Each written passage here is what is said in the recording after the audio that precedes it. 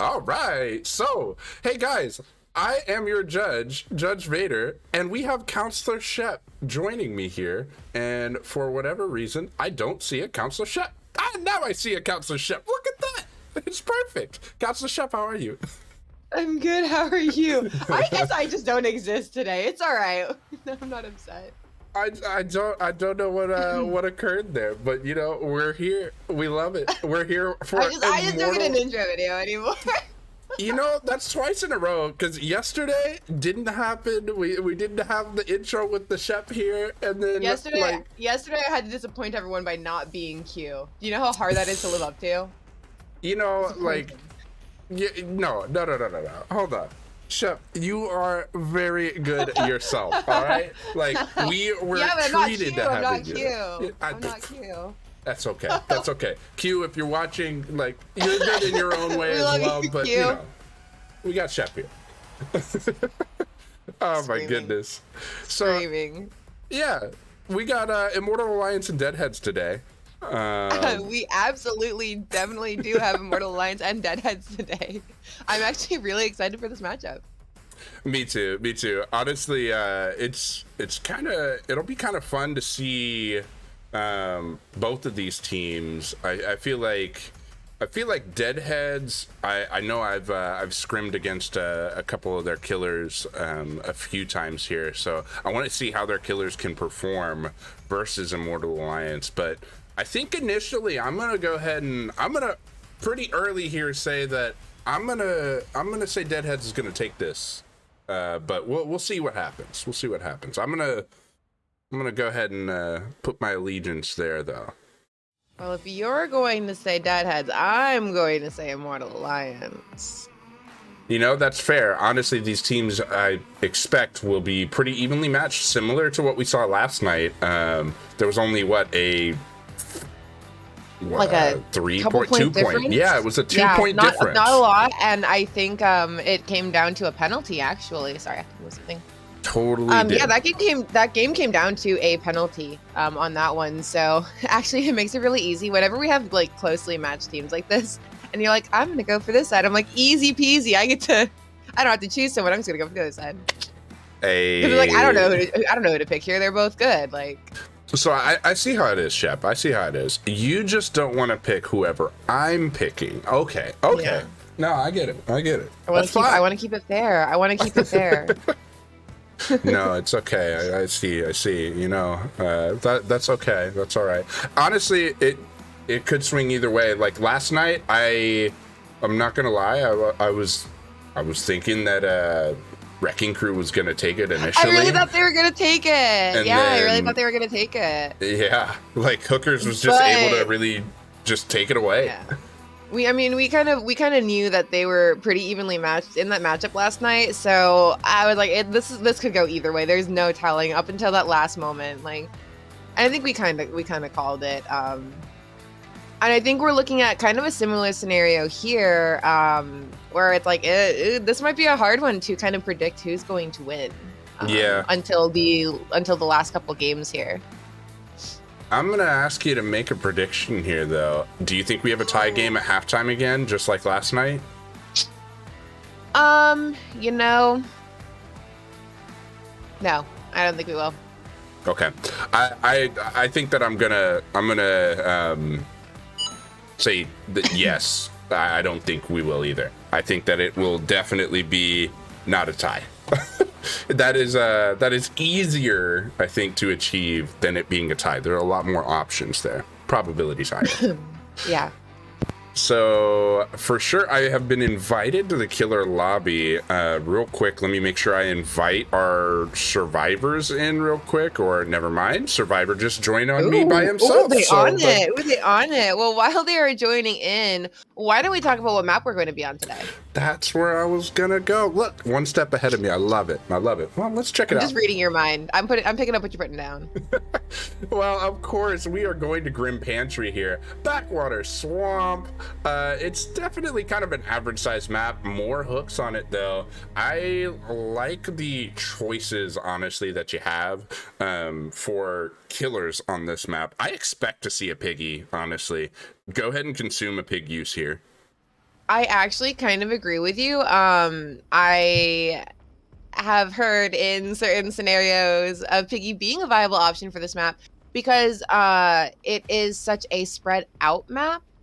Again, typically I don't think a map you typically see in comp play. So I think there are a lot of options here that might not normally be seen in comp. I know Piggy is kind of considered a weaker killer, but I think on this map she could thrive. So definitely an interesting choice that could be had.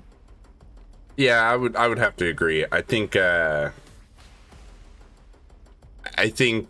any of those killers that could benefit from those from larger maps or just like spread out maps like this, as well as like anybody who can benefit off of those totem spawns, right?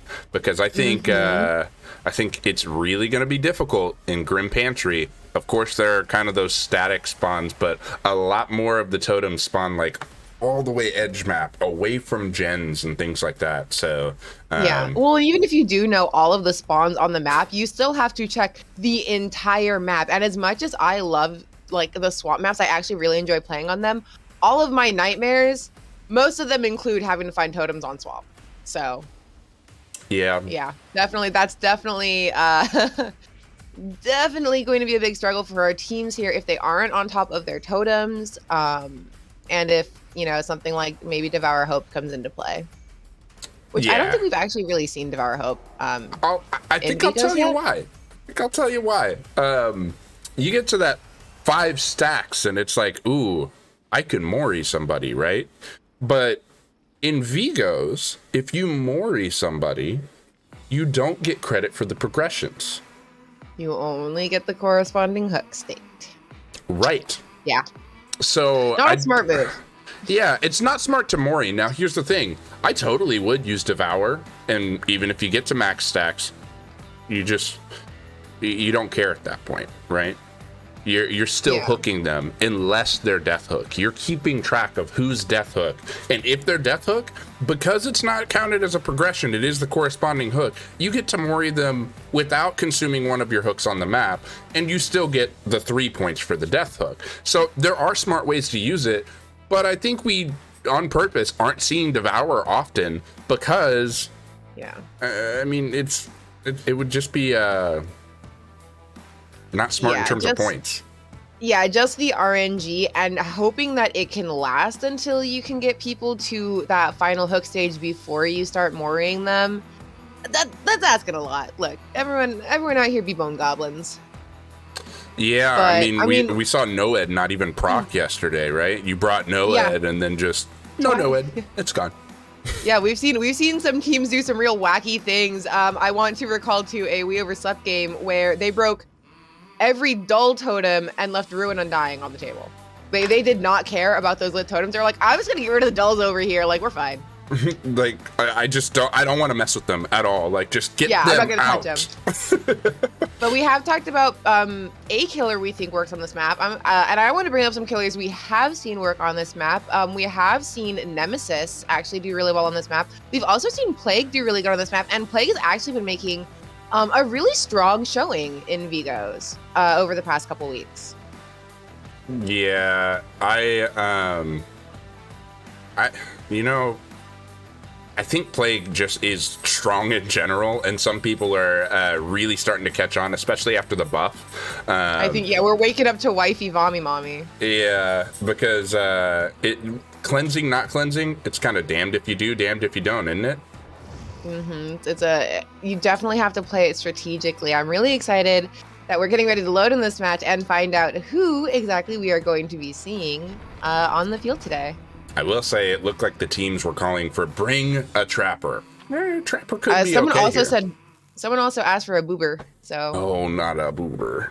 Not a boober. This is a big map for a Bubba though, and we did see Bubba struggle with large maps last night. So for sure. Let's go ahead and review these killer rules though, because of course we already talked about how kind of the Moris end up not really helping you. Of course, as you can see here, you are getting points through those hooks, and progressions aren't worth as much. But if you can get all of those progressions 7th and 8th, it would be worth one more. And I'm gonna go ahead and stop right there. You can use !rules in the chat to view more on these, but we're loading in. That was a really fast load time. Ooh, the load times with the quickness. Let's see what we've got here. And it looks like Oni-chan has come to play today on the swamp. Not a bad killer if we can get a good start here. Checking our corrupted zone first for survivors. Not really seeing any signs, so we're gonna move on to this dock area. Kind of excited to see an Oni today. I would agree. I think Oni is a really good choice. Oh my gosh, they were about to. Did you see the lit totem there? They were gonna try to get that lit totem. Seconds before tragedy strikes, it looks like he was able to chase them off of that pretty quickly, which means that Oni can start absorbing those blood orbs to start charging up his power, which is really important because as we know, Oni struggle when they can't get their power. So this is a good start for our killer today, and finding another survivor really quickly, pushing them off the gen. And as you guys probably saw, when Megan left the gen there were some orange sparks, which means Ruin is in play. That's what one of those totems is going to be. And we already have power too, if you notice here. But going ahead, dropping some blood orbs. We do see that totem broken there, but I don't believe it. Looks like we still have Ruin up. So it looks like that was probably an undying there. Interesting to see our survivor just trying to loop right here, dropping all the blood orbs for our Oni. Oni not popping power on a injured survivor. Very smart. But we do see, of course, tech did reset. We do see the reset coming on tech, but that does mean Megan will go down without Oni having to use his power yet. So he will get to reserve that for after he sticks her on this hook by the main building here.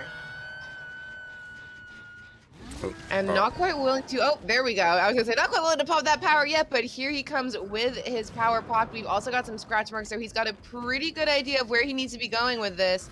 Taking the Kanabo out and looking for somebody to hopefully get that quick down on. Yeah, and I don't know if he gets it here with Zarina right now. Zarina really being smart. Oh, oof. Never mind. I eat my words. Yeah, you jinxed it. She was doing pretty good there, managing to play that window very patiently, but he came around that corner and just took her down. We do see the unhook coming across the way, but this will be the second hook for our killer, with one gen just now being completed as he collects those blood orbs once again. Yeah, and I think that our killer actually missed a detail right there, but did you notice that that gen just started regressing again right next to where that hook was? Somebody was there in the area. Oh, what a drop here, cutting off the pathing. Yeah, definitely a good prediction on where this survivor was going to be by our killer to drop down into the under part, which can be kind of tricky to navigate. We do see the unhook coming across the way as Oni takes the hit and loads up that power once more. We're going to see a lot of this power in use here, which is good for our killer, but a little dangerous for our survivor if they can't shake him in this corner area. Ooh, hitting a tree. Unfortunately, the tree says that doesn't really hurt Oni, not super effective.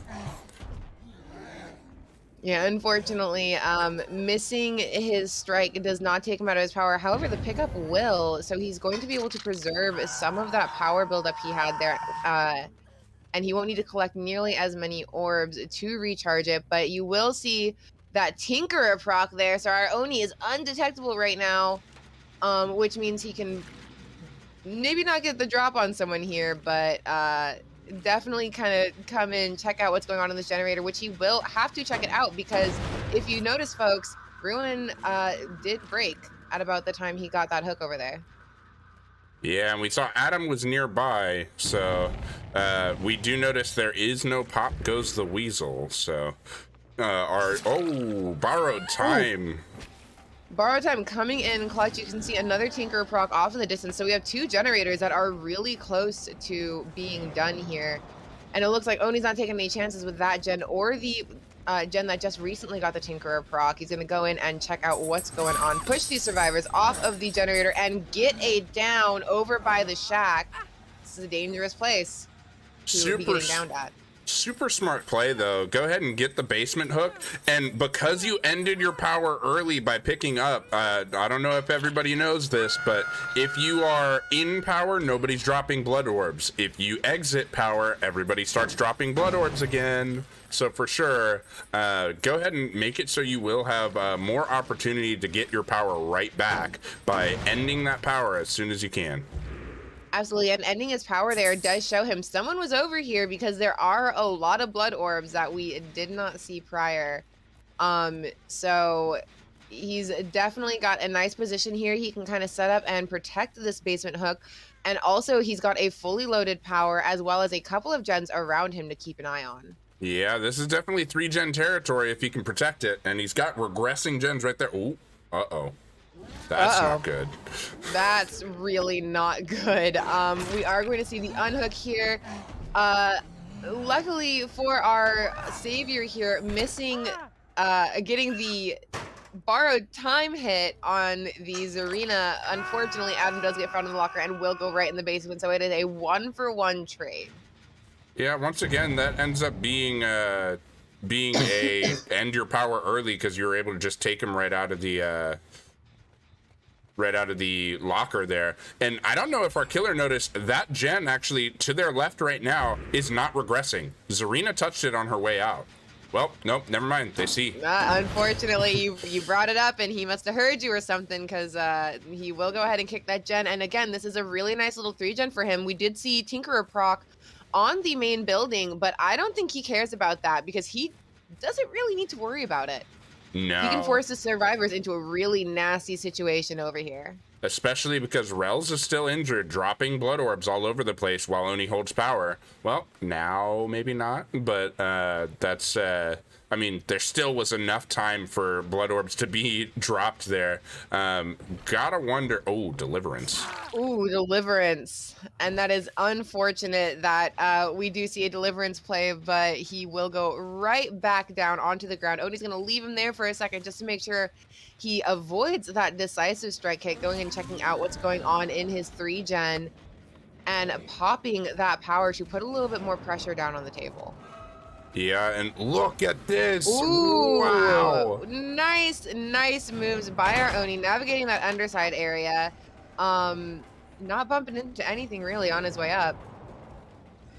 Yeah, for sure. That was pretty nuts. We do see Adam get up, though. Was that an unbreakable, or did somebody help him? I guess we are about to find out what that might have been here as Oni goes speeding off into this other under area. We do see Zarina is over here, so I do believe that was probably a pickup on her part. Yeah, probably. We do see Tinkerer proc as well within that 3-gen. So, ooh, getting stunned here. Unfortunate. That is going to be a nasty stun on our Oni here by the Zarina as Tinkerer proc. So now he's got to figure out, he unfortunately has lost his 3-gen and Tinker has procced twice over in this area.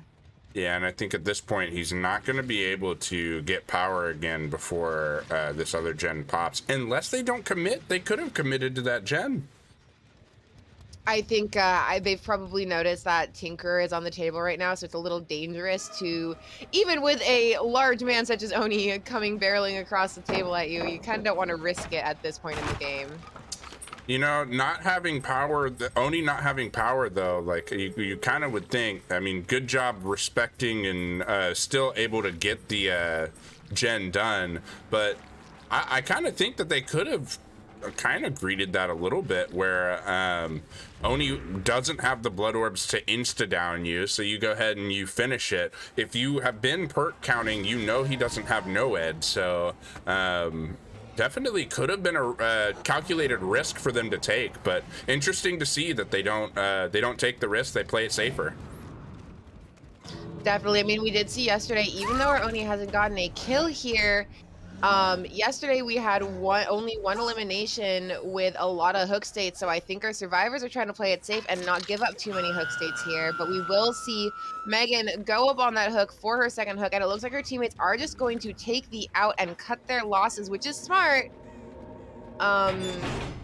in my opinion, for them to do, to just go ahead and take the 3 out, because I do believe they have some people who were fresh hook there.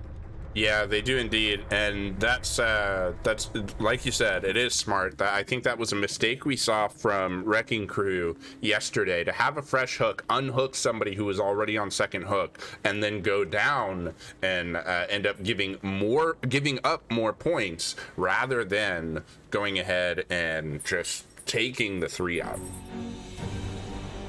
Yeah, definitely smart of our survivors. I think at this point in the season, we're starting to learn that hook states are very important and we need to be counting those. So super smart for them to just go ahead and take that third, especially as Megan was on her second hook anyway, so they wouldn't have gotten as many points for getting out with her. But we are going to be seeing Deadheads moving into the killer zone next, so I wonder how they respond to this Oni game that we just saw. Should be interesting to see. Immortal Alliance is going to now be on the killer side, and for Deadheads, I like to say I think that their survivors are somewhat strong, but I think that their killers actually have been giving a little bit better performance than their survivors in a lot of cases. So I think that we may see them bring another killer to try to wrap up the game in the 4th trial, and I'm excited to see whoever they bring. But for the survivors, it'll be interesting to see how they play against IA here. Yeah, definitely going to be interesting to see how they respond to such a strong first showing on our killer's part there. 7 hook states is a pretty good amount, definitely over half of our hook states available, and I don't think we had too many progressions on the table. For sure, it'll be interesting to see, though. I think our survivors here, they may have heard what I said, and maybe they put a chip on their shoulder and try to perform even better. I mean, hey, I'm okay with that. Do it. Try to prove me wrong here. Say no, our survivors are better than our killer. Either way, we do love seeing the rivalry come out here between our teams, and if we can egg that on a little bit, that's all right. But yeah, definitely excited to see what comes out to play. So we did talk about, I don't think we even talked about Oni being a possibility, but because this is a larger map, mobility really helped him here. I think he was able to kind of get across, check out what he wanted to check out in a timely manner whenever he had his power up. Plus the bonus of his power provides him an insta down capability. Yeah, personally, I think that was a educated choice by Deadheads, because in the past we've seen IA not be as quick to reset, and if you're not going to be quick to reset, then Oni can really benefit from that, right? So absolutely, for sure, I think it'll be interesting to see how they react. Let me see. I'm making sure that I have the right person invited here. Yeah, I do, for sure. There we go. All of them are joining in now. I invited our killer from the last match, Kashak, and I didn't see anyone else joining, so I was wondering if I had the right person. Okay. I'm sure they were trying to figure out. I'm sure they were trying to figure out on their end what was going on. But yeah, I'm trying to think of who else I kind of want to see on this map. Who have we not seen that would excel on this map? I feel like. I mean, we talked about Nemi. Talked about Piggy. Mm-hmm. We've seen an Oni. Mm-hmm. We brought up Plugga. We brought up Plague. I don't immediately jump to this, but do you think Huntress could be okay? I think Huntress could be okay. There are a lot of there's that big wide open area. She can get a vantage point on the hill over by Shack or on the upper buildings.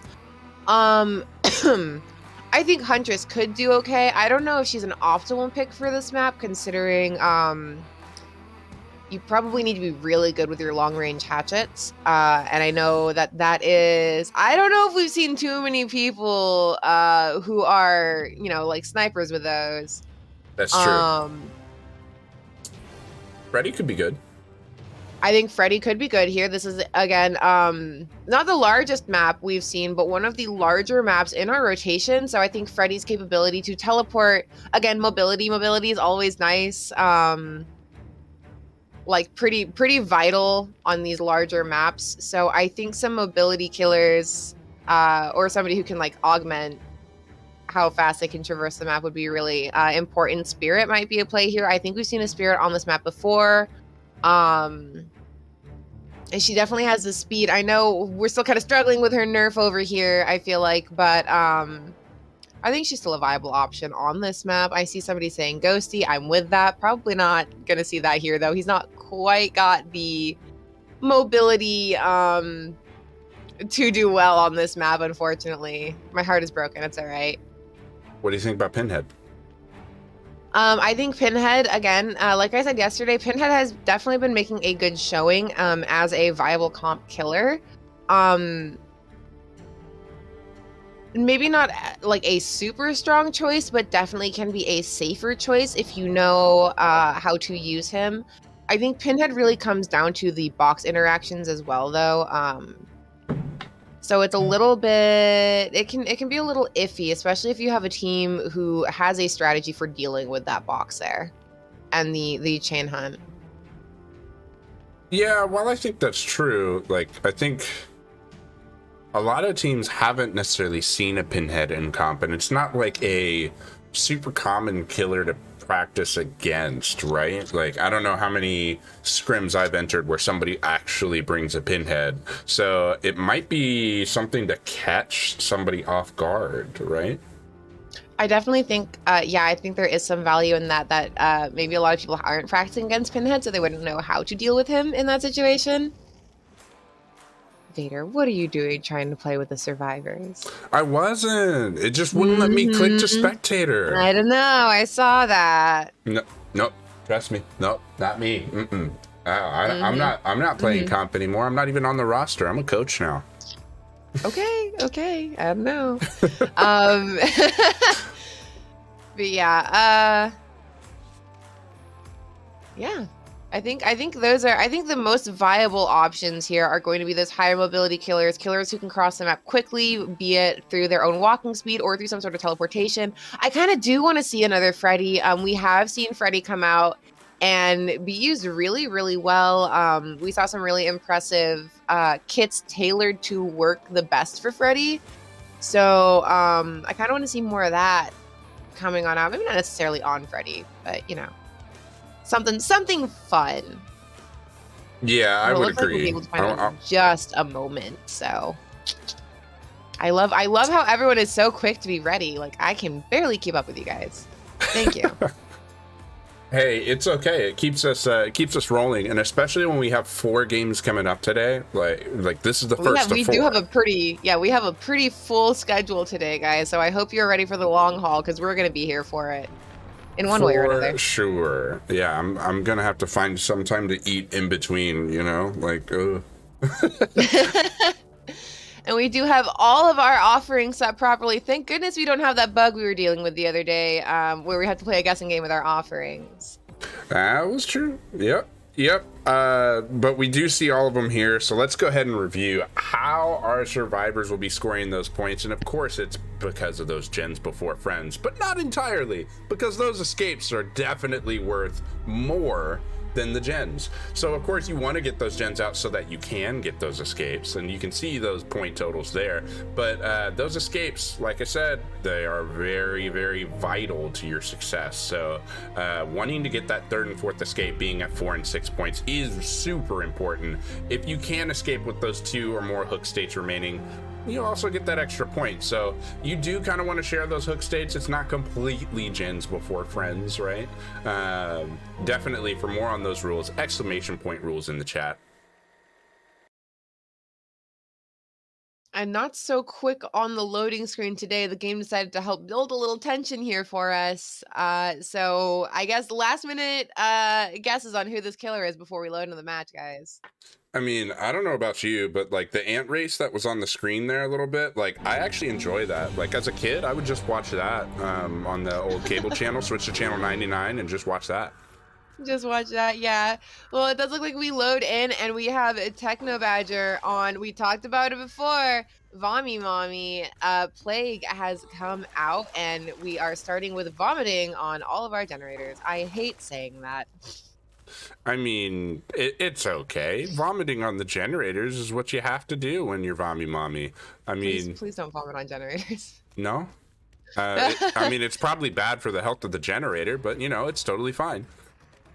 And heading into our corrupt zone on the tail of a survivor, we haven't quite seen them except for right there. And I think that is somebody touching one of our corrupted or one of our infected generators. So we have 2 infected states on the board right now, giving her a pretty good idea of where those survivors might be because she hasn't gone very far from where she first started throwing up. I think we did see again somebody was on a totem and is being pushed off of it. By Plague with the long range shots there, going ahead and not committing too heavily to any one thing, spreading out that infection on her gen. She Tech got a really weird corrupt spread here. I would agree. It was kind of a strange corrupt for sure. Also, I saw Tech go ahead and vomit on the totems. I'm not sure. Can you infect totems as Vommy Mommy? You know, I'm not entirely sure if I guess if you can, good on it. Not something I've ever seen anyone dedicate any special time to, but you know, better safe than sorry, I guess. And we do see, unfortunately, the pallet gets dropped before Tech can get that swing through. But our survivor here is already broken, so this can get really ugly really fast if they don't play it super safely. Heading into this jungle gym area underneath the docks, it looks like Tech is going to decide to leave this chase and go ahead and put some pressure on these other generators over here. Yeah, and I think that's smart. Try to infect as many survivors as you can, because as Vommy Mommy, you kind of want to see more broken survivors by this point. Yeah, and we do have currently 3 broken survivors, but we do have someone out there uninfected.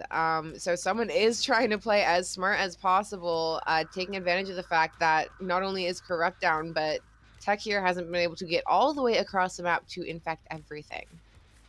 Yeah, I think at the same time too, with them being infected like this, you know that they're less likely to double up on those gens, but you got to start getting hook states now, and then maybe you have Mr. Beautiful go ahead and get infected because of the fact he has to save one of his teammates that are broken. Definitely a damned if you do, damned if you don't situation that we see a lot of the time with Plague, especially if, you know, it's starting when we get later into the game with a lot of hook states, it's going to get really hairy here. Oh, We have a DC. and we do have a DC. Give us just a moment as we figure out what the heck is going on there, guys.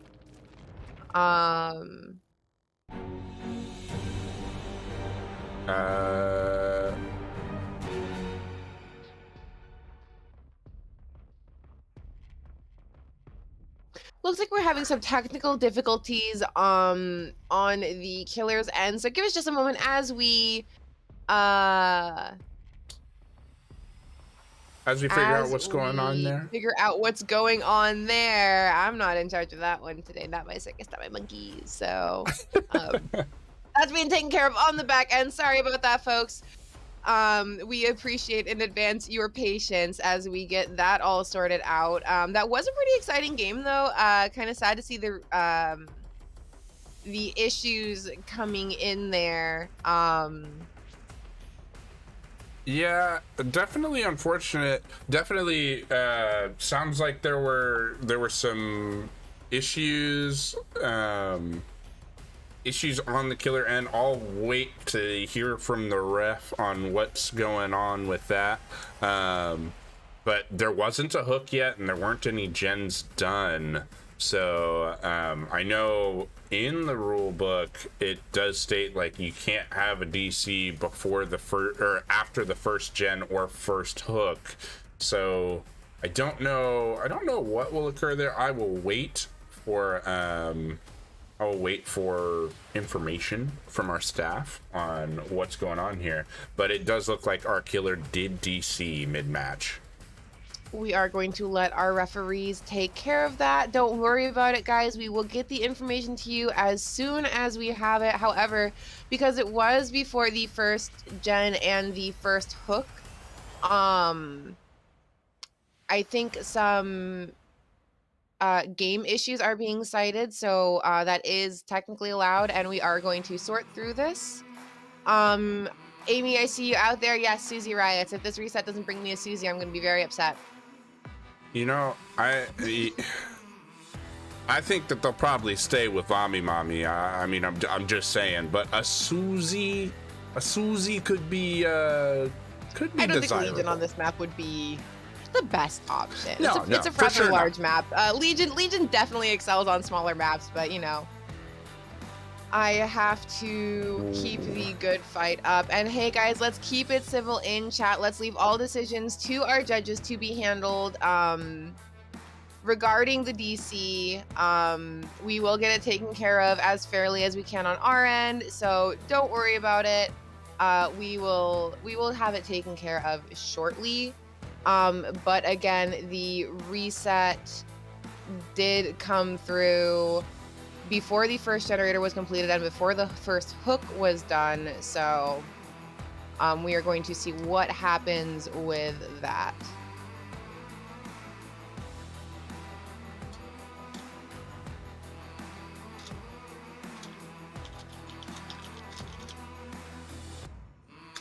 Yeah, I'm let me see what's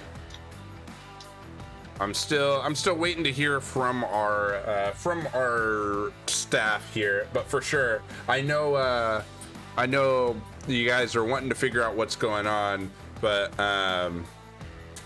definitely as far as how the rules read for this season, guys, if you are having any issues with your game, like what was quoted here was frame drop and potential ping issues, I believe. And so if that's going on, you have to communicate that before the first gen pops or before the first hook happens.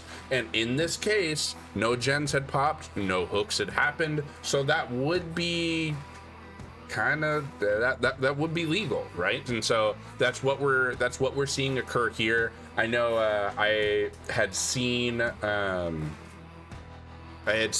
the pre-game chat, or in this case kind of post-game chat, Deadhead saying they had 3 gens at 75%, and I mean that's a fair amount of progress as well, but technically one of those gens did not pop. If one of those gens had popped sooner, I know we had been in that game for quite a while, if one of those gens had popped sooner, then I think that for sure would have prevented a reset from being legal at that point. But hey, we do have a rules committee for a reason, so definitely if you guys are passionate about, like, hey, I feel like something needs to change there, communicate that constructively, and our staff definitely will take a look at that, and maybe we see a change for next season. Yeah, definitely. If you guys are invested in what happens in Vigo's Court and you think that you want to lend a hand to help make a change anywhere, please feel free to reach out to us. We are always kind of looking for staff. We all kind of work like as volunteers here. So definitely anybody is allowed to come in and help out with what's going on here. Yep.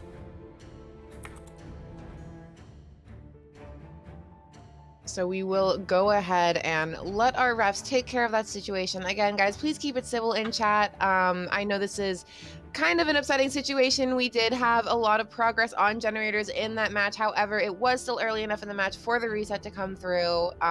So Let's just let our refs handle that, and I'm sure the situation will be taken care of in a fair manner.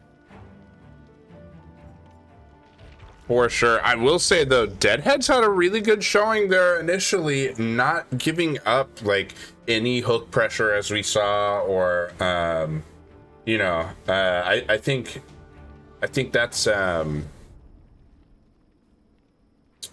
that definitely was looking very good for Deadheads there. So Yeah, definitely. I can understand why there's some frustration here, but again, if you're a strong team with already putting out a strong showing, I wouldn't worry too much about it. Just a little more time to show what you're made of, you know? I think important thing here, definitely, if you're Deadheads, keep your composure. Like, don't get frustrated and let it affect your gameplay here. If you're frustrated about it, come perform even better. You've gotten to see a little taste of what the killer, what you can expect the killer to bring here. Of course, you can change your builds, and the killer can change their build at this point. So, for sure, take advantage of that, right? Like maybe you swap around who has what builds, or swap your builds completely, keep the killer on their toes.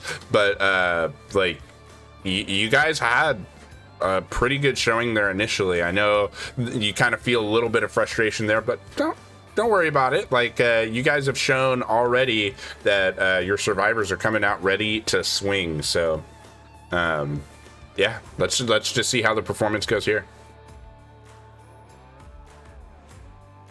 And again, guys, I see a lot of people stating 3 gens were almost done. 3 gens were almost done and no gens were completed. So this is still allowed. I understand that is a frustrating point in the game.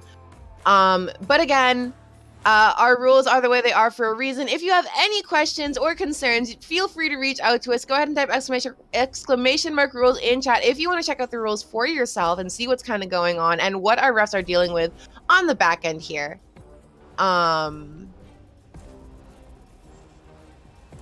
Yeah, for sure. I think, and I'm going to go ahead and say, for those of you that are on the rules committee, like I've said already, like, hey, this is why we have a rules committee. All the rules were actually vetted by the teams before this season started. So there was buy-in from the teams initially. If there need to be changes, we can totally look at making changes for next season. And that's why I would say, hey guys, keep it constructive. Definitely go ahead and bring it up. We want discussions like these to happen. Just make sure we're keeping it constructive, and definitely, if you know somebody on the rules committee from your team, make sure you're bringing up these issues so that they can bring it up to the committee. That's the whole purpose of it being there. Yeah, I do believe we are at least working on having representatives from each team on our rules committee, at least to be kept up to date on what's going on. So if you are on a team and you have concerns, make sure you find out who your rep is, or make sure you get a rep set up for yourself so that we can have these healthy discussions to improve the experience for you guys. Yeah, honestly, that's, I mean, one of the reasons why Vigo's Court is here is definitely for you guys, the players, and you guys, the teams, and of course the fans. But for sure, this is, all of these discussions are good, help us get better. So for sure, I mean, I want you guys to definitely feel like you guys are part of the team as well for Vigos. You guys help us be the best Vigos we can be. So definitely, I see you. I hear your concerns, and I definitely want us to be able to address them. So for sure, let's continue this discussion off stream, offline. So for sure, get with your rules committee members and let's keep it constructive. Yeah, you can find most of us in the Vigo's Court Discord. If you guys aren't in there already, make sure you check that out. Not just because it's a cool place to find out what's going on in the community, but also we can address concerns like this, because again, this is for you guys. So we want to make sure that if there are any concerns, they are being handled efficiently and to the best of our ability, but we can't fix what we don't know about. So yeah, for definitely sure. Definitely not too concerned. I think Deadheads had a really strong showing and they can come out and do it again. This is technically I believe a no fault restart. Correct me if I'm wrong. I think it is a no fault restart. So there is a lot of I mean, they can adjust their builds as they need to. Yeah, and it will be a no fault restart. I think we are ready to go ahead and get started as well. So let me confirm one more time with our ref, but I think we are ready to go. All right, and we will go back into our second game of the match and see. I mean, it's just going to get to be another example of how well our survivors here can play, which, you know, really excited to see a lot of really strong survivor showings today. For sure. Yeah. It is. It's been good performances so far, and so for sure, I think we're in for another treat here. I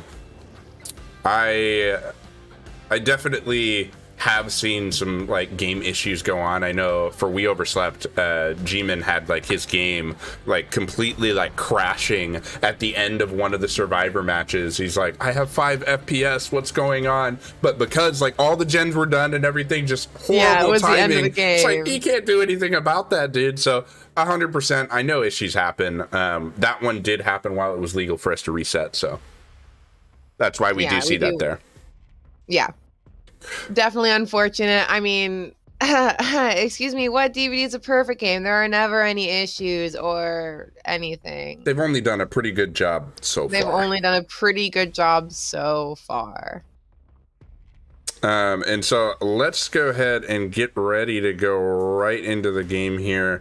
It looks like the load screen is like 90% complete, so I'm not even going to show a rule video here. I'm just going to immediately go to this game screen. No reviews needed. And I do want to say, while we're waiting for this game to load in, thank you guys so much for your patience as we take care of those issues on our end. We really, really appreciate you guys so much.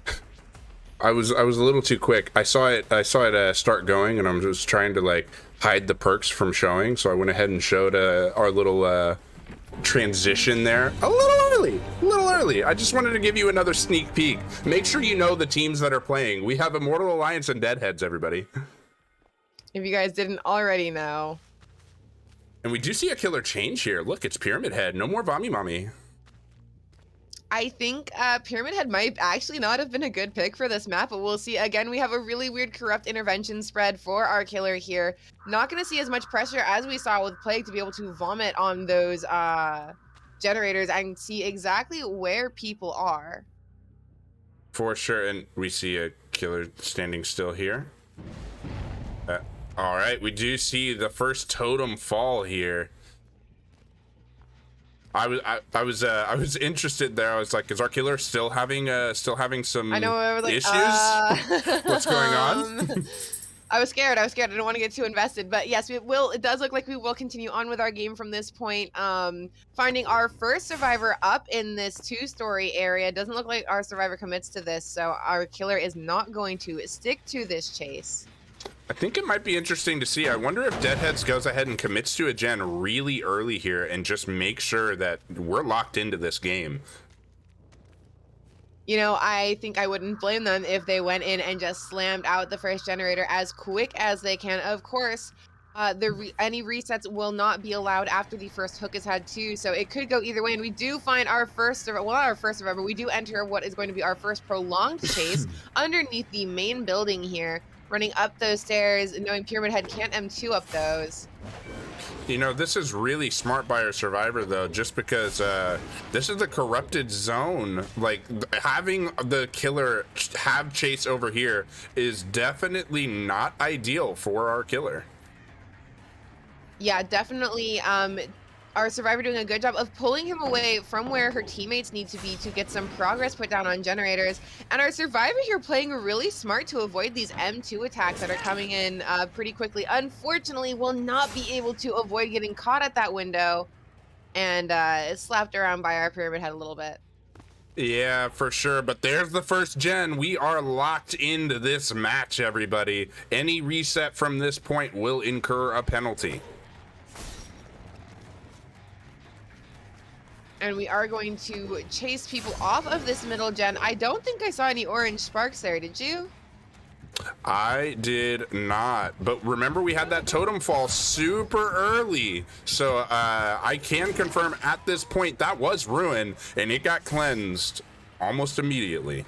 That was a really quick. Someone must have spawned on top of that totem, which is unfortunate. We all know the struggles of having your totems spawned on top of by survivors. We are going to take a chase up into this upper area. And ooh, just falling just a little short of that swing there. As our killer continues the chase with the injured Felix, pulling him away from that upper area where some of his teammates were. And we do see somebody come in for a body block, a little bit risky against a Pyramid Head who can M2 you. For sure. And oh, that's not pallet side. Have Dead Hard though. But the Dead Hard coming in clutch to get our survivor through that door. Unfortunately, not quite far enough. That is going to be a our first down, relatively close to the basement.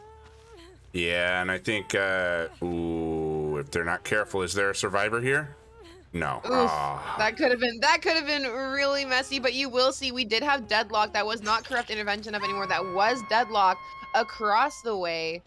So he does have an idea of where survivors are and where they have the most progress put down. Yeah, and we do see the trails here within the shack going ahead and just trying to make sure nobody's coming for save right now.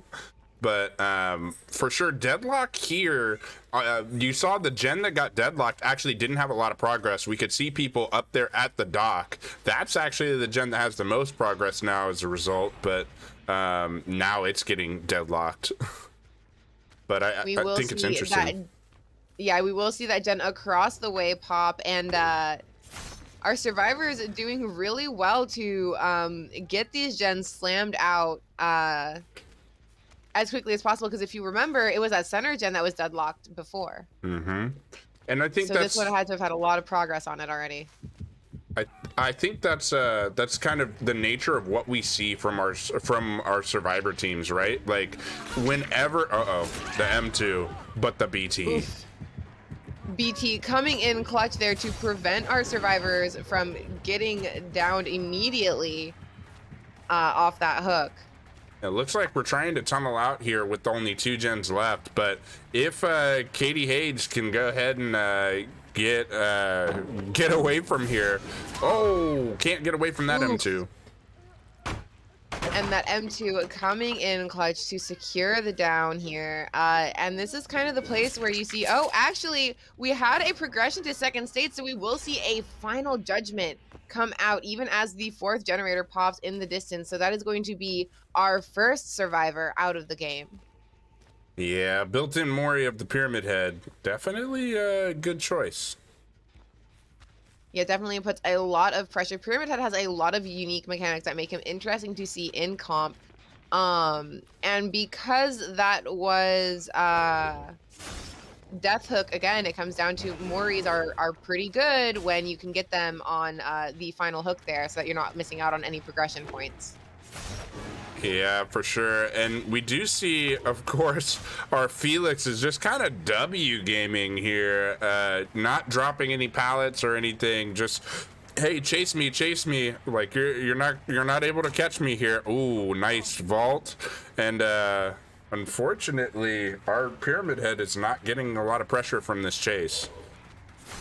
Yeah, Felix expertly kind of avoiding getting any hits and injuries taken here, running this loop pretty well, keeping him away from his teammates, who I'm sure the other 2 are on those gens we can see off in the distance. Yep, and we do see adrenaline as well. What a good job to make sure you're the one taking chase, taking that hit with adrenaline, and then have your friends finish that. Oh, speed out of dodge too.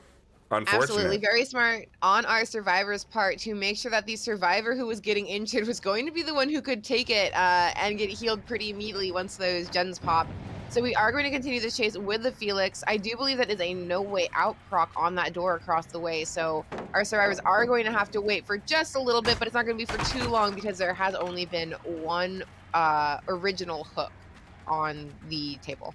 Yeah, in fact, only there's only one survivor that has been hooked, period. It was just Katie Hayes, and then she ended up getting final judgmented. So you're right. One hook, one progression at this point, and then a Mori. And Felix once again doing a really good job of keeping Pyramid Head preoccupied over in this area and away from our doors, which are going to be our important objectives at this point of the game. For sure, but I'm kind of worried for Felix here. If Felix can't get to one of those doors, getting the hit. A good M2 prediction there on Felix here, but there is a door over there, so if he starts running for it, I think he can make it before Pyramid Head can catch up to him. Only if his team was smart and opened this door, and they were. And they were definitely looking out for their teammate. Yeah, for sure. That is a good look for Deadheads, for sure. We know that No Way Out was actually procced on the opposite door. So, yep, there we go. Our other survivor getting out via the other door. Definitely a very, very good performance from Deadheads to go ahead and take the lead with that trial. Only a one hook, two progression game. And we will see a 9-point lead on the board for our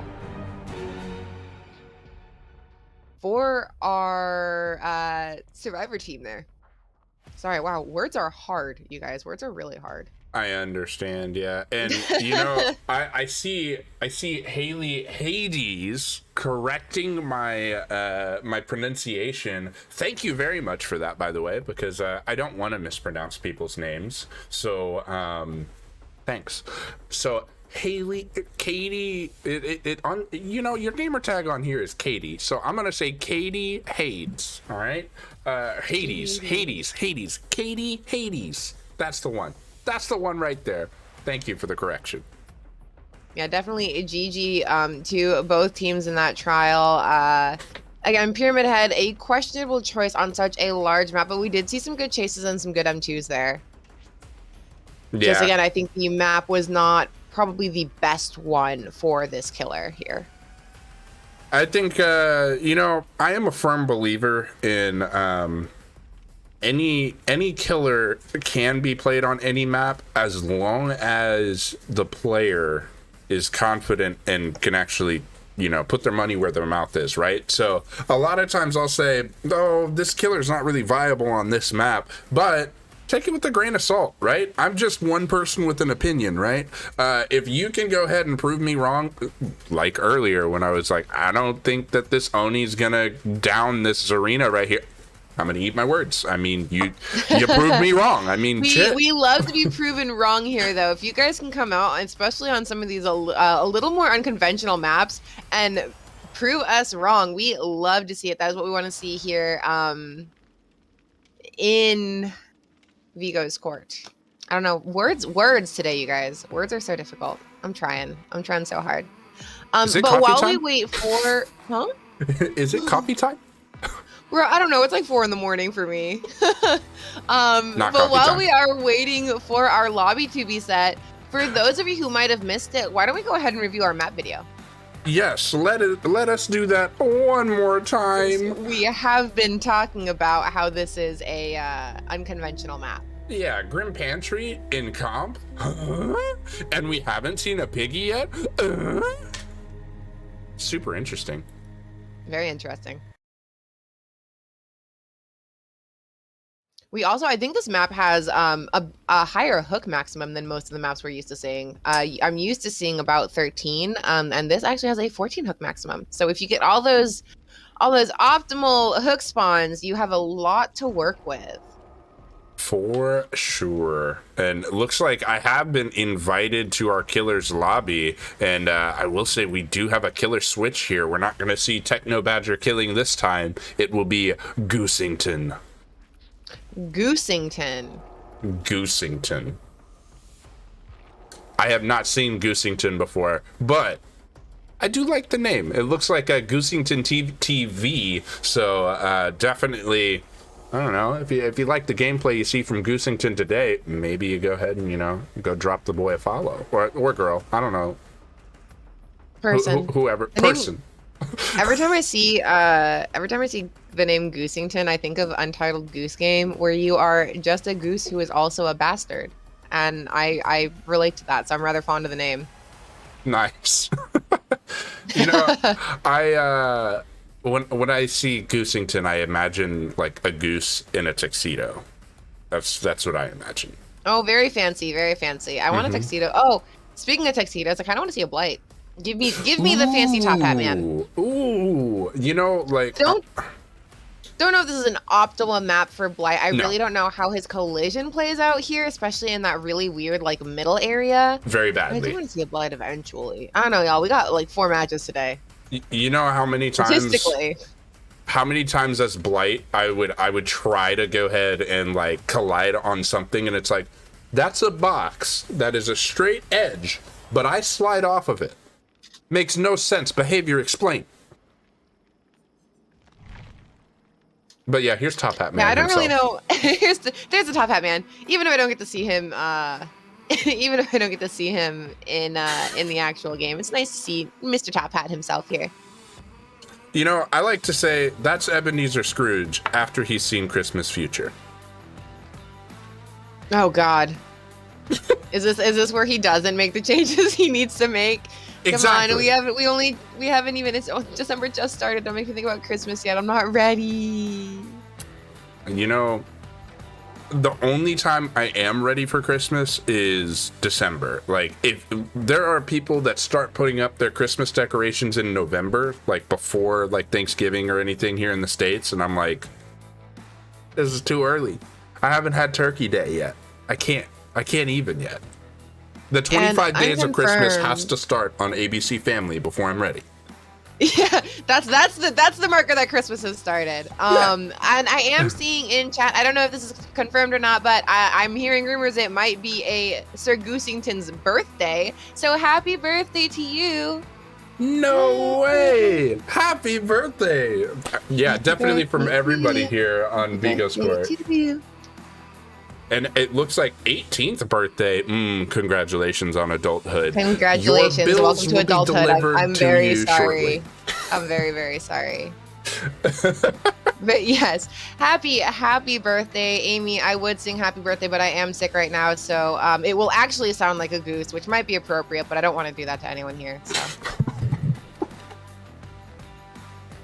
I don't believe that for a second. I've seen Shep do karaoke, y'all. Shep's got an amazing voice. I'm just saying.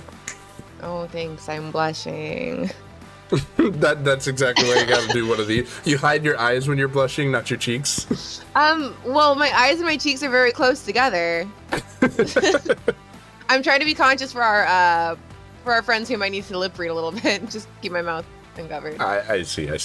All right.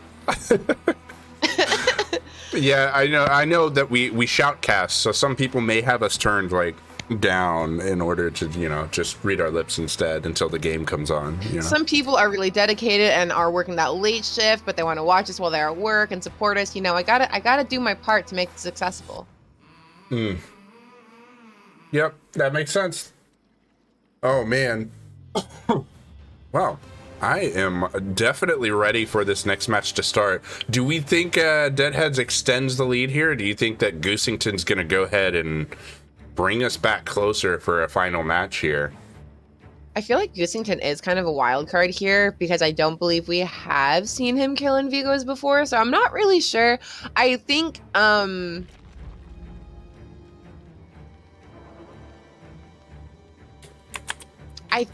if IA wants to play this safe, they're probably going to want to bring out a stronger killer. Not play this safe. If they want to retake this lead, they're going to need to bring out a stronger killer because this is going to be their last killer match. And as we know, killers do have more points available to them to be made during the matches.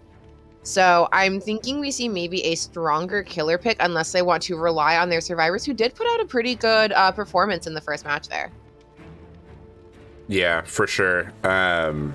Interestingly enough, I still say I want to see a pig here. I want to see if you can get the head pops, but at the same time, I'm kind of asking our ref here, so I want our ref to speak up in my ear here. But for sure, Is a head pop a Mori? Like, is it just the corresponding hook, or is a head pop the corresponding hook and progressions? Because that would make a difference on whether or not I would want to bring a pig here or not. You know, I think we did talk about this before, and I don't remember. Also, I'm seeing someone ask when was the last time Vigo saw a clown in comp. Actually, very recently. We've seen a few clowns. I think in week 2 and 3, we saw quite a few clowns come out. And in preseason, we saw a few clowns, and we saw a clown 4K, like a clown 12 hook 4K. So, clown was, woo, interesting. And wait a minute.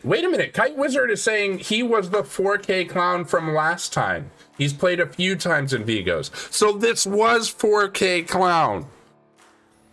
Do you think we see a clown here? I think it's possible. I like those odds. Never tell me the odds, though. Well, good thing I'm bad with numbers. I won't give you any numbers on. Okay. Yeah, I'm good with that. You know, we talked through the point where I was going to go over build rules, though. So, like, you could see the loading bars like done. So speed run them. Speed run them. We don't got that time. If you guys are curious, we do have some banned perks and items. So if you want to know about those, go ahead and type !rules in chat so you can find out what is and is not allowed in Vigo's court. For sure. And I was hearing from our from our ref here that it's for pig, a head pop would be Mori adjacent, which I think that doesn't mean that it is a entity kill. It's just the same as a Mori. So actually head pops in this league don't end up being as not great. The smartest move, yeah. But moving into our match, we do see something we didn't talk about before. Hag coming out on the Grim Pantry, which is, I believe, her home map. So home field advantage for our killer character selected. And going ahead and setting those traps, not really committing to any chase, but getting that resource out of the way there to make this middle area a little bit more dangerous for our survivors here. You know, kind of interesting, though. We already see Katie Hades already coming in and annoying Hag by just resetting the web, right? Like going ahead and trying to take it out. Yeah, if we've seen anything before when it comes to Hag, the best thing to do about her is just harass the ever-living shit out of her. So I do expect we are going to see our survivors going ahead and just harassing those traps like we see here. Somebody triggering this trap, but far enough away to not really take any health states. We are going to play around this... Why did I forget the word shack? We are going to play around the shack area. Unfortunately, he left before I could figure out the word, and Hag decided not to continue the chase and instead resetting her web in that area before going to look for her next victim. Yeah, and I will note that we do see we do see our survivors here have progress on several gens, but are running. Ooh, deadlock. Deadlock is out, and that will be our first generator down. I believe that is Corrupt Intervention, as Corrupt Intervention is coming down.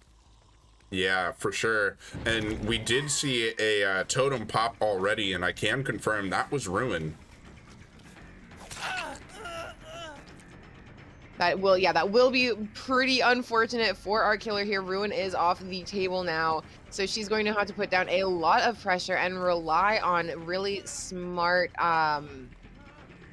responses to her traps. But we do have our survivor in a really dangerous situation here, and he will go down. Even as you can see in the distance, survivors are popping those traps left and right, not giving her very many options other than to walk all the way back across once she gets the survivor on the hook.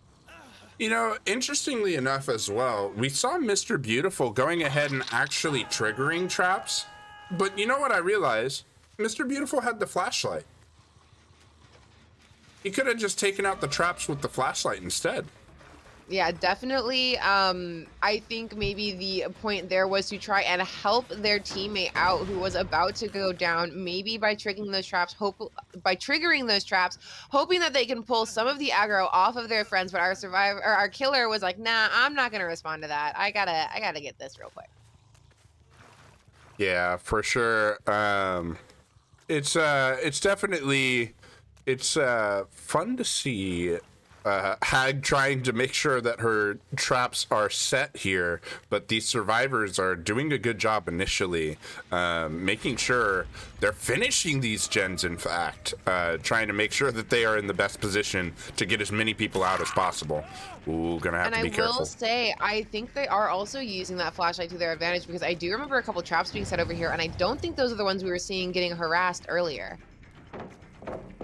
Yeah, for sure. Oh, looks like we are teleporting over here, taking them off of the injured survivor, bringing them on to Katie Hades to, just take away pressure from this hag. Yeah, definitely a smart move on our survivors' part to try and protect each other by triggering those traps and hopefully drawing the hag away from chasing their injured survivors for too long. But also, we can see hag getting rid of a lot of the resources in this area, making it a little bit harder for our survivors to navigate the area. Yeah, I will note though, do you see how fast these resets are coming in? This is really good coordination from the survivor team. Gonna be really difficult, especially if hag doesn't commit to a chase. Yeah, and it does look like she does have a pretty decent web set up here, but we do note that they are, unfortunately, hag struggles with the fact that the survivors can kind of just come in and abuse those traps with that flashlight. So she will probably struggle a little bit here, trying to keep her web set up in any meaningful way. Yeah, and this is really smart by Katie Hades, who is running with that med kit. She's the one really harassing those traps, and it makes sense. Go ahead, trigger the trap, and then run away. You can heal yourself without needing any of the other survivors to help out there. Absolutely, and if you notice, a lot of the traps being taken out are the ones right around that basement. So the survivors definitely trying to set themselves up for success, keeping that basement area safe and free of any traps. That way, there is less chance for someone to go down there because basement hag is not something you want to deal with. Definitely not. Nobody likes a basement hag. Except for basement hag. Well, except for basement hags, but I think they're biased. And again, responding to this trap being said, I do believe that is a repressed alliance we see going down on that generator to keep it safe from the incoming hag as that trap was triggered. Yeah, I can't tell if it was repressed or if that was still the last little bit of deadlock. Because that gen is the one that got deadlocked. I think we saw that repressed go up. I could be wrong, but I thought we saw that repressed go up as hag was approaching after she popped up to the gen. But I could be wrong. I didn't quite catch it that easily, but we do see again those resets that we were talking about earlier coming in, making sure that everyone is healthy to go ahead and keep on harassing those traps to try and get those generators done. Everyone is now back to healthy. Yeah, and kind of interesting, we do see Leon here, Mr. Beautiful, going ahead, running away, and hag elects not to chase initially, which is going to I think that's going to cost hag. Really, we've only seen one hook from this hag here. Deadhead's doing a really good job of making sure the web is not effective. Yeah, I think definitely an interesting choice to go ahead and drop down. And setting a trap there is not a terrible place to set a trap. I just think at this point in the game, you kind of need to be patrolling those gens, especially because hag is a slower killer and doesn't quite have the mobility to go and check on those two gens on the far side over there. Oh man, we do see, of course, the triggered trap right there, but it's far away from that gen you're trying to protect, hag. This definitely could be very strategic from these survivors to go ahead and stay over here, pull you away from the gen that they actually want to finish. And I will say, the hag is taking a lot of advantage of her traps being triggered to lay down injured states. But again, not putting those traps back down in key areas. So we are not going to be able to respond if those injured survivors go back over there. Yeah, and we do see, oh, getting stunned by the pallet. Get stunned, stupid. Queuing wet. I see what you did there, calling on your inner Q. I gotta call him an inner Q sometimes. Definitely a good pallet stun from our Leon, but I think he's realizing he doesn't have very far to go, so he's gonna run her into a corner before going down, buying his teammates as much time as possible now that he has to pick up in this corner. You know, I really love it when survivors go ahead and go to the corner and they're like, hey, nobody puts me in the corner but me. I'm going to the corner right now. I'm going to the corner of my own free will. Yeah, exactly. And I think that's smart. I think Deadheads here now can progress all those gens, as it looks like Hag is going to stay over here near none of the gens in her loose 3 gen. I think maybe a calculated choice on our killer's part, as we do know there was a lot of pressure on those gens on the far side. Not a lot to regress them by, and our survivors were sticking around in that area. So I think Hag is electing to just try and secure at least this one hook elimination. Oh, and might not get it. But now you have 2 injured survivors over here, which is definitely super nice. Oh, you know he's got BT if he's body blocking like that. But we also see him counting out the BT and actually what kind of Pocos is that? getting Katie Hades down there. I don't know. That tall grass was a little difficult to deal with there, so I don't know if that was Pocos or if that was just a misplay. Our survivors being unable to see where Hag was in relation to the body block. That could be. To me, it definitely looked like swung right through Mr. Beautiful to go ahead and down Kate there. I was like, that's interesting. Must be a little bit of, like, you know, harness your inner spirit and phase through. Yeah, definitely. And I will say, we did actually have Noed on the board, but it looks like our survivors cleansed all those totems before it could become an issue. Yeah, definitely very smart, but this is going to be a death hook for Mr. Beautiful. And Katie Hades is still on the ground somewhere. It's going to be important if our survivors can't get the survivor up. This could be really dangerous point-wise. It looks like we have Katie Hades crawling for that door, unable to make it. Nia is sticking around, however, so it looks like maybe she will try to set up for the unhook, but it could be really risky, especially if they end up going into the basement like I was afraid of. And I don't think it's worth it for Nia to stick around, especially with a they're right there. They're right there. I was like, okay, well, maybe I was wrong. Maybe they do want to try to come for this, but this can be a really dangerous situation. The door is right there. However, I wouldn't break that pallet. I would just leave it, honestly. Now breaking that pallet is the Hag, and I think the survivor's going. You can have Katie Hades. You know, you can have her. It's okay. I'm gonna take this 2 out, and with only being a 6 hook state game, I think that that extends Deadhead's lead just slightly. Yeah, Sir Goosington definitely doing his best to try and close that gap there, but we do still have a lead on the board, so it's definitely going to be up to the IA survivors to try to close that gap. Yep, and we do see the difference of 11 points here, so that is still that's a significant lead, but not insurmountable by any means. I've definitely seen crazier leads in the league so far, so not insurmountable for IA here. It's really going to be on Deadheads. If they want to keep this lead all the way to the win, they're going to have to bring out, they're going to have to play it very safe and maybe bring out a higher tier killer. You know, maybe, but I think if you can kill 2, you secure this win for sure. If you can kill 1, you still make it pretty difficult. So I don't know, maybe a Bubba. I think this is a good Bubba game right here. I think so too. I definitely think that this could be a good place to see a Bubba again. Bubba does struggle on these bigger maps. but that middle area can be kind of a pretty nasty dead zone, especially if you take out that like 1 or 2 pallets that spawns there. Mm-hmm. Yeah, I mean, definitely can make several dead zones there. So for sure, I think I definitely don't think that Bubba's a bad choice.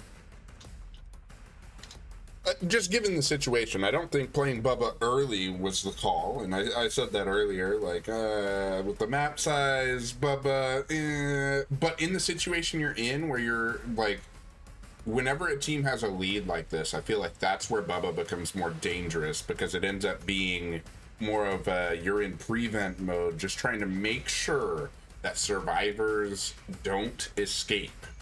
And you're just really easily able to pressure them down. Yeah, definitely going to be the killer on the defensive here with the lead. I'm trying to think of other killers that I would like to see on this map. Definitely don't want to maybe be burning an S tier here because, again, it is an 11-point lead. We have seen teams come back from crazier, but I don't know. I don't know if I feel that this is a game I need to be too, like, stressed about, because these teams are pretty, like, even, I feel like. And we did have a really good showing from Deadhead's killer in the first match. So if they can play as strongly and, again, like you said, secure at least a 2K, yeah, that's not a very difficult win condition for them. Yeah, I think this is definitely prime opportunity for our survivors to really just get themselves in position to try to get the win here. But it's going to be tough versus the killers of Deadheads. Deadheads killers are really good. Yeah, not one of those teams where one side is stronger than the other. Deadheads does definitely have pretty evenly matched survivors and killers. So it's going to be interesting going into this game, seeing what they do to maintain this lead they have to victory, if they are able to do it. I'm waiting for our... oh, there it is. Ask and you shall receive. We have gotten our invite from our killer player. Oh man, and it is a cook. It is Poppy Myers, OP. Not Poppy Myers. So I am. I've played against Poppy Myers before. It was a bad time, but a good time. Bad time, good time. All right. Bad time, good time. Like that. Bad time, good time. You know, I'm a fan of that. I envious of our survivors here. Yeah, Cook is a very good killer, so should be interesting to see how this goes.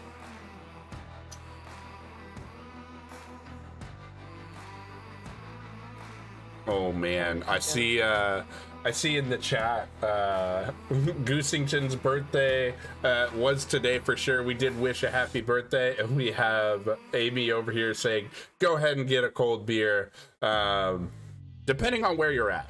I think if you are in the EU, I think you totally can. I think if you are in the US, it's iffy. Just no, you can't do that yet. Although I don't know, we might be wrong on the age estimate there. I'm not going to ask too many questions. Me neither. Not me. Me? No. What? Me? Ask questions? What? You got the wrong person. You got the wrong person. Not me. Oh man, but yeah, for the final trial here, we are still in a close-ish game here. Yeah, definitely not the worst gap I've ever seen in a point difference. Definitely, it's still attainable, but this is kind of like that. You're in the home stretch, and for Deadheads, you're feeling good about where you're at. Just make sure you're not counting your chickens before they hatch. Yeah, I definitely don't think this is a as much as we love the Poppy Myers name, I don't think this is a Myers game. So I I don't think don't we're know gonna see about that anything one. too risky here. Well, Myers does have all add-ons allowed. But I don't know. It's a big map. Mans is fast, but is he that fast? I mean, here's I the don't know. thing. I think personally, Myers, right? You go ahead and bring like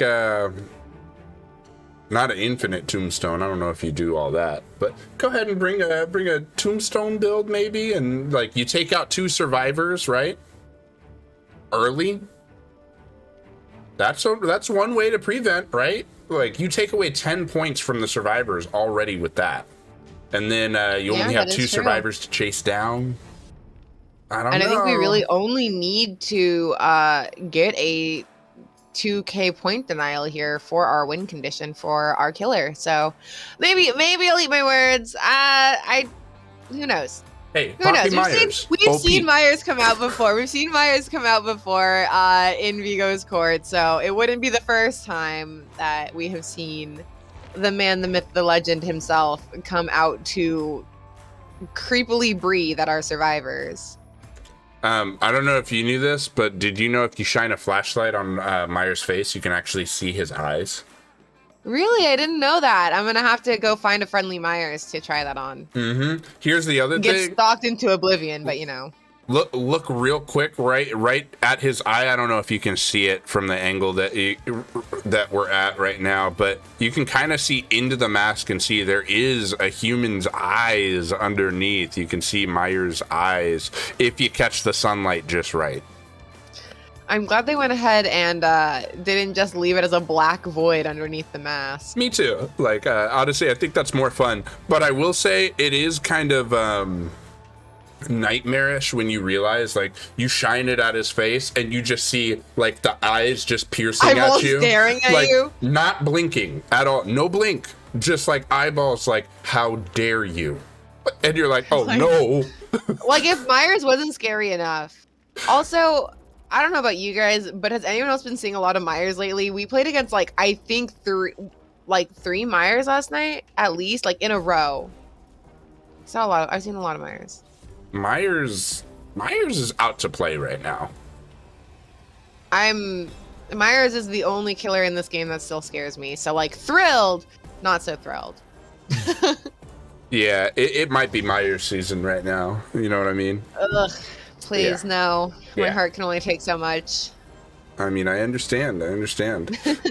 I'm scared. But let's go ahead and check out. It looks like we do have all of our offerings. Are they the correct offerings? It does look like they are the correct offerings. Yeah, they are. So let's go ahead and review. We're going to go ahead and look at our build rules here. So, of course, guys, we got to limit what these survivors and killers can bring a little bit, because otherwise it's just too OP, all right? Too OP.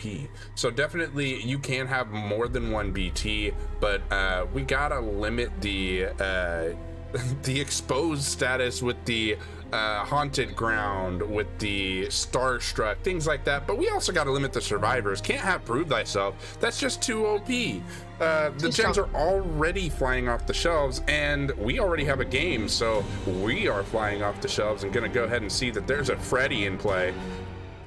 Ooh, we asked for him earlier. Ask and you shall receive. Freddy's out to play. And if you guys need to know more about our rules, go ahead and type !rules in chat. As we watch Freddy, go ahead and check out his corrupt zone. These bigger maps just have really weird corrupts.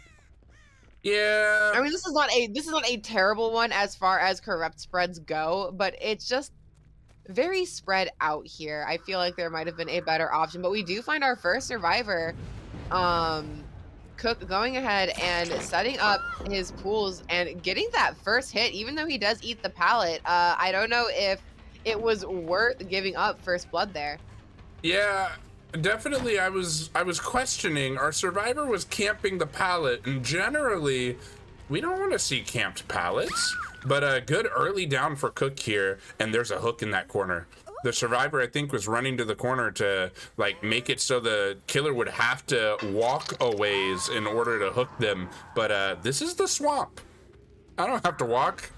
There's a hook here. Yeah, we got a hook corner hooks out the wazoo here. So not the smartest move, unfortunately, although a valiant effort for our survivor to try and buy her teammates some time. Instead, she puts herself in a situation where her teammates now have to come way out of their way to rescue her. And we already see Cook here picking up chase with another survivor, laying down those blood pools to try to shut down this loop as quickly as he can. Yeah, for sure. And going ahead, taking out the pallet there. And you know, I don't know about blinding killers in comp at the pallet like that. And the only reason I say that is because these killers, they really know how to use their sound, right? And they end up following you anyway.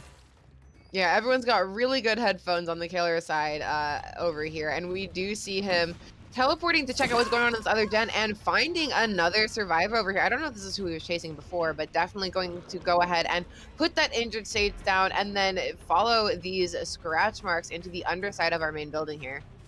Yeah, definitely smart play from our Freddy here. Our survivors, though, have finished. Oh, I thought we were going to see a cheeky firecracker blind. Not so this time. But our survivor may be able to extend this chase a little bit further, and we might see a gen pop off here in a second. Oof.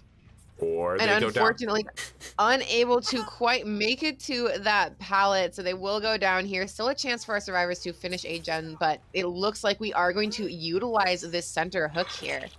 Yep, indeed. And unfortunate for our survivors, as that probably will mean, ooh, transferring to the finished gen.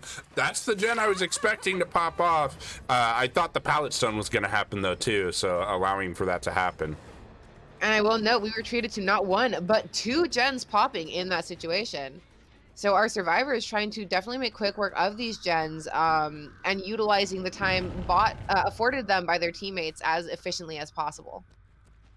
Yeah, and we do see a trade of the items here, picking up the med kit. So for sure, we will see Adam running with that. And so I think going ahead and leaving them be is going to lose you the pressure you gained, Freddy. Yeah, definitely an interesting choice to go ahead and check out what's going on over here to chase a healthy survivor. Yeah, and we do end up seeing, look, we already see that Dark has indeed gone ahead and reset themselves.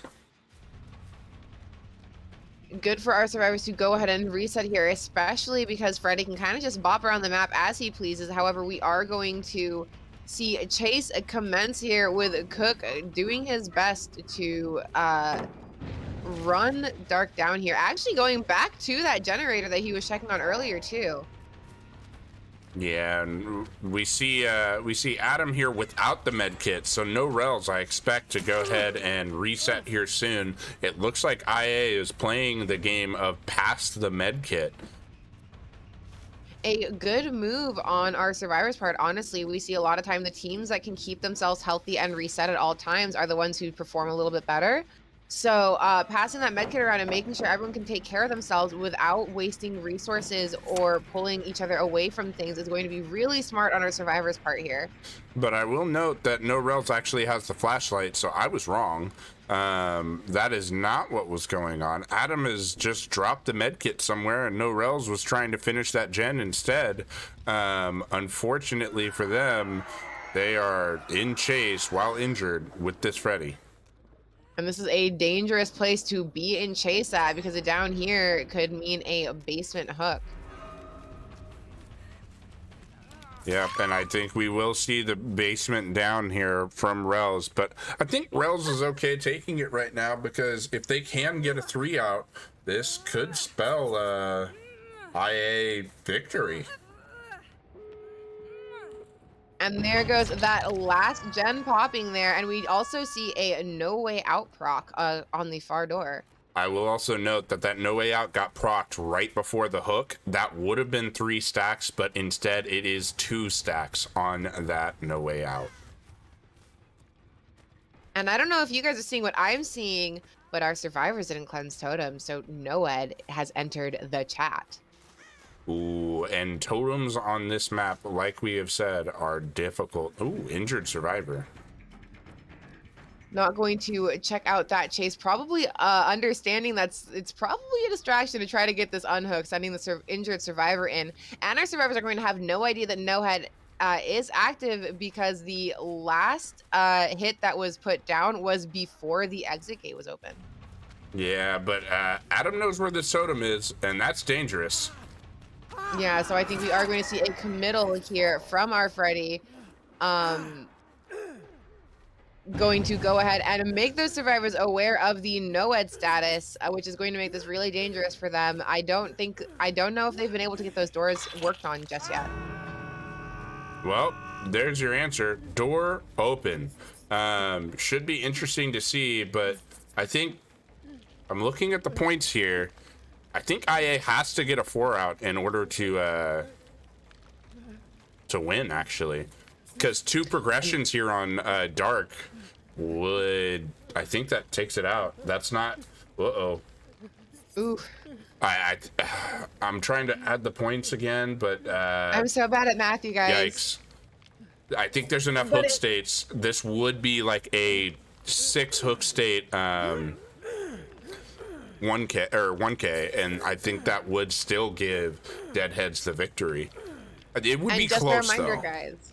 It'll be really close, but just a reminder, guys, it's not always about the deaths, it's about those hook states. So if Freddy got enough hook states here, he might have still secured the win for Deadheads.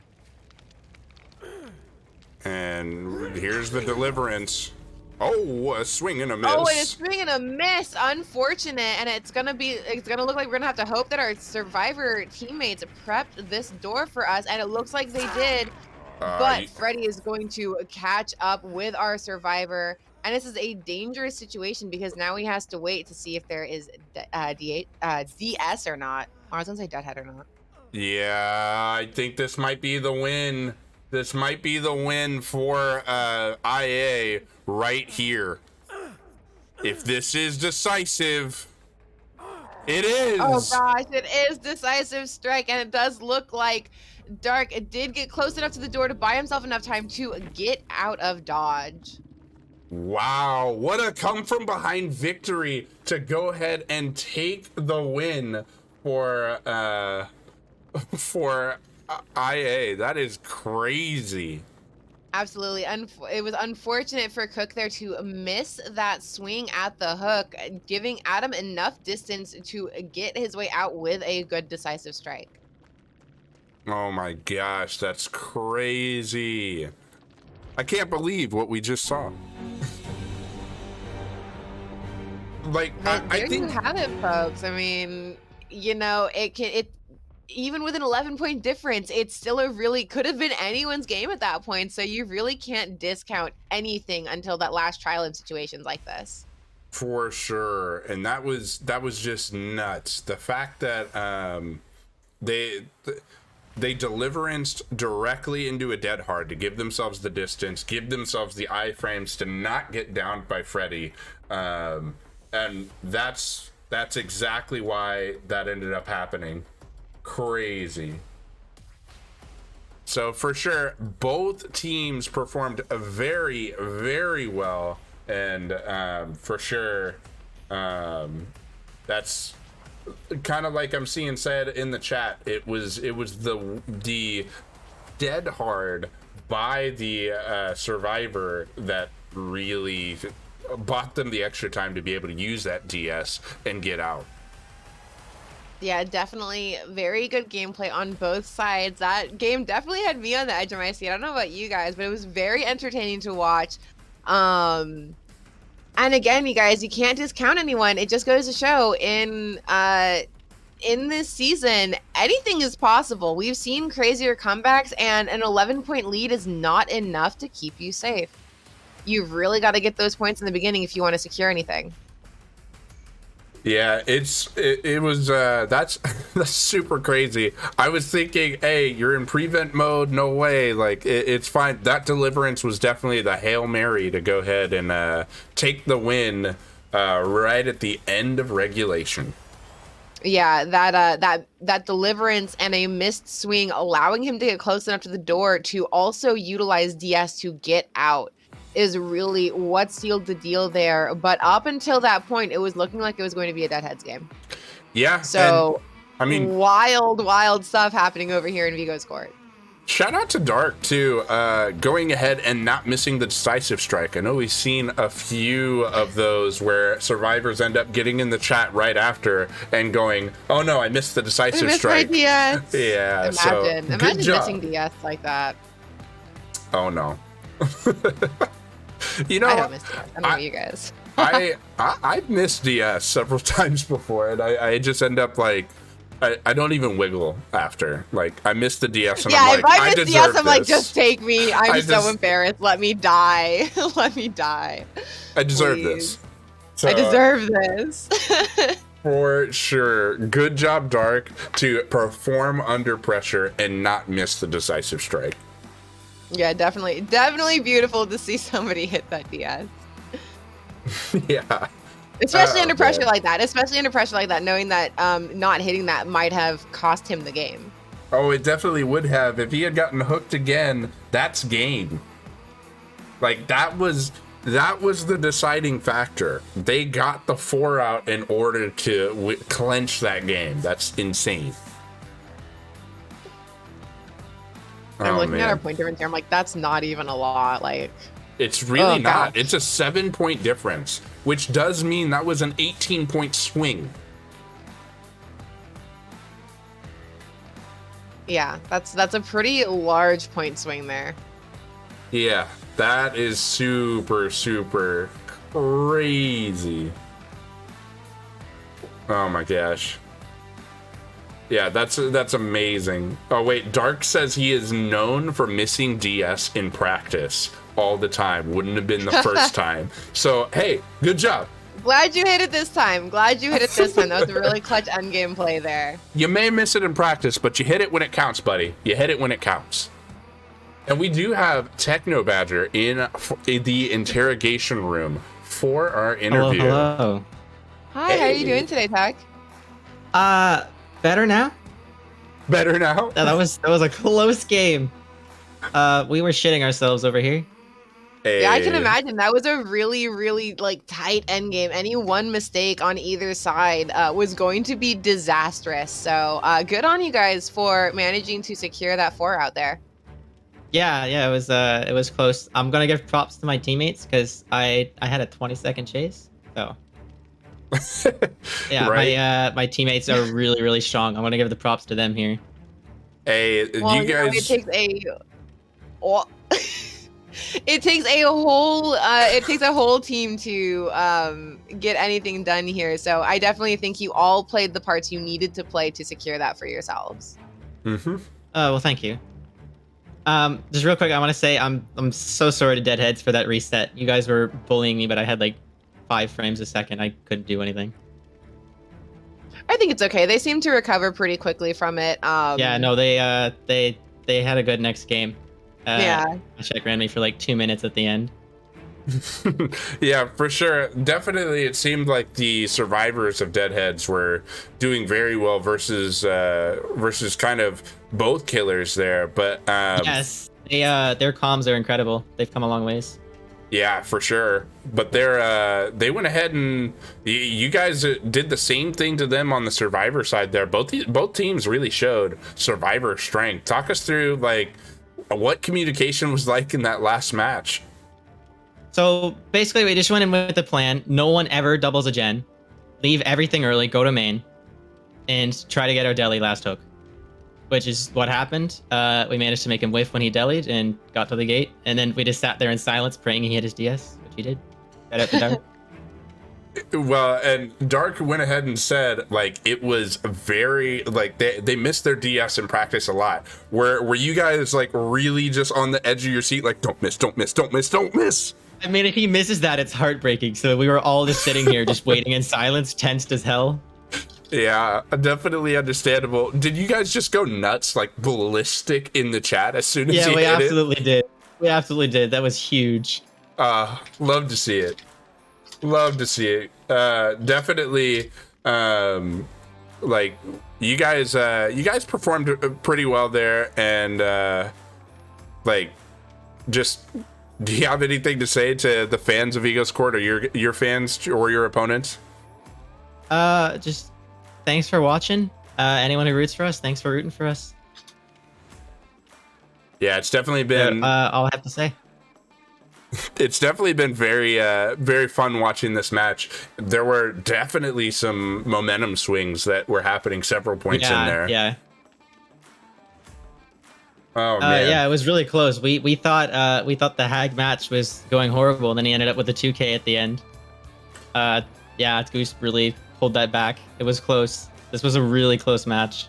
It really was. Like any one mistake that you can point to, you could go, that's what cost the game right there. Like that one right there. Like because it was just that close. And so for sure, you guys performed very well there. I love to see it.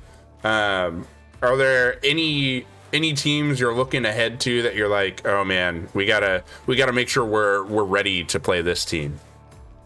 Monarchy and Demise are the two we are prepping for the most, because we also don't play on home map against them. Oh. Yeah, those are some tough teams to have to go against. So definitely interested to see how you guys handle that challenge, as you guys have shown continuous improvement over the course of the first quarter of our season. Well, thank you very much. That'll be one to watch as well. Definitely when we get to that game, it'll be interesting to see how your preparation that you're starting early for now ends up affecting how you play in those matchups. So for sure, we'll be watching that closely. All right, sounds good. Thanks for having me in. Awesome. Thank you so much for joining us. All right. Have a nice day, everyone. Yep. You too, my dude. And we do have a high five nominated, Shep. So are you ready? I have to figure out which way I have to face, but yes, I think so. Okay, this way. No, the other way. The other way. Yeah. Where are you going? Like, if you're going that way, I'm hitting the back of your head, and I don't want to do that. Okay? Don't do that. That's so mean. I know exactly. So I need you to face the right way. Oh my gosh! All right, you ready? Yes. Nice. Okay, we got All it. right. 1. Oh yeah, warm up my hands. 2, 3. Yes. Why is my camera so slow? Did we get it? Yeah! We're getting it down. Hell yeah. Yeah, that is great. Yeah, awesome. So high five passed for sure, guys. And I also see somebody has redeemed a guide the raid, but we have another game in what, 15 minutes? Is that right? Yeah, it is right. So we do have another game in 15 minutes. I think we're just gonna keep it here right now. We're going to be keeping it right here. We will return those points to you. Sorry about not being able to do that raid, but with our next game coming up so closely, we are going to have to roll into prep for that. But we will keep that earworm in our ear for next time, for sure. For sure. So keep it here, guys. We will be. I am going to cut stream for a second so I can switch some assets, but then we'll be right back here in like 3 minutes. Stay here. Don't go very far. Don't go too far. Okay. Don't go too far. See our beautiful faces again. Yep, indeed. That's the last time I'm saying indeed this stream. Actually, that was. All right. Indeed. Peace out. Court is adjourned. We do have Immortal Alliance being convicted of murder here. All right. See you in 3 minutes. See you guys soon. Don't go too far. Mwah.